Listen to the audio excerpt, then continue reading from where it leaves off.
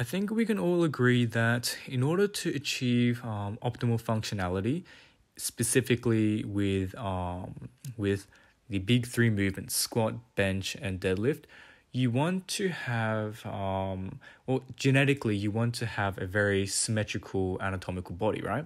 You don't want to have any disparities in limb lengths.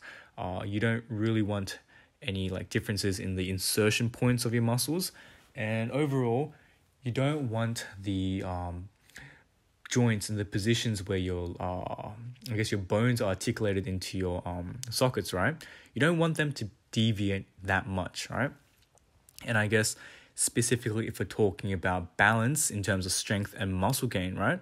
Obviously the dominant position of your body is going to have a bit more hypertrophy, right? You're going to have a lot more mass simply because you predominantly use that side more often, right?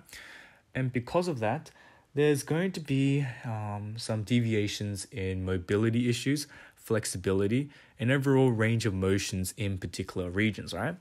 And in my case, my right ankle recently, since I sprained it a while ago, and it hasn't really recovered all the way in terms of its range of motion, I lack the dorsiflexion in comparison to my left ankle, right?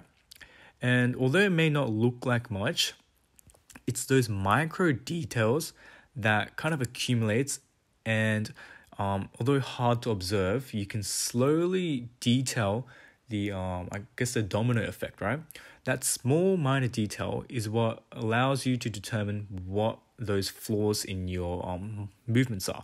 And specifically in my experience, the flaws I can observe right now is that I always have like this tiny hip shifting, specifically the start of my concentric. So when I go back up from the ass-to-grass position, my butt kind of does this little wink. It like kind of tweaks to the side of my right side, right? And so I guess if I consider those 2 points, right, there's two main focuses, right? Lack of the ankle dorsiflexion in my right side, and I'm relying more on my right side when going back up, right? Now, I think that's the bigger issue in this case. So I need to be targeting more on the muscle balances, right? And when we consider like how we're all genetically predisposed, right? In order for that symmetry, or I guess the balance, we try and compensate for that by focusing on those muscle imbalances. We work on unilateral work, and I think those are one of the biggest exercises that I need to put a lot more focus on, right? And in that case, I may need to focus more on my left side, right? Doing more reps or like putting more volume in that particular region in order for its strength and its overall muscle gain to be compensated and balanced out with my right side, right?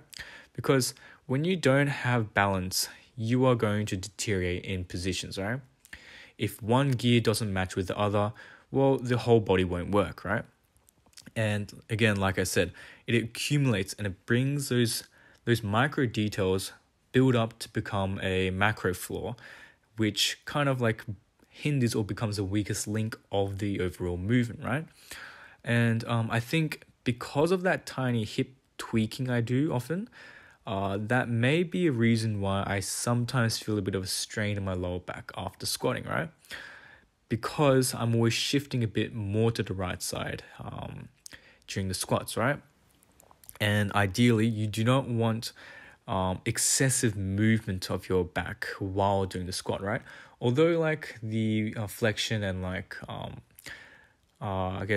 movement of your spine is inevitable while squatting, right? It actually moves a lot more than we think.